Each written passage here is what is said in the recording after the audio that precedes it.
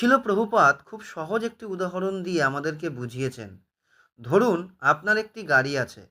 আপনি গাড়িটি চালান, তার যত্ন নেন, কিন্তু আপনি কি নিজে সেই গাড়িটি? অবশ্যই নয়। ঠিক তেমনি এই দেহটি হচ্ছে একটা যন্ত্র।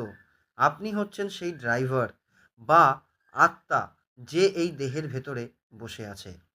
শ্রীমদ্ ভগবদ্ গীতায় 2:13 শ্রীকৃষ্ণ বলেছেন, দেহিন্নস্মি যথা দেহে কৌমরং যৌবনং জরা তথা দেহ অন্তর প্রাপ্তি ধীরস্তেন মুচ্যতি।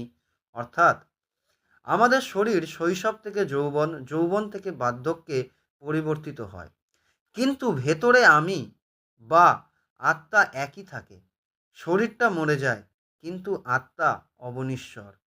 আত্মা পুরনো পোশাক ছেড়ে নতুন পোশাক পরার মতো এক শরীর থেকে অন্য শরীরে যায়।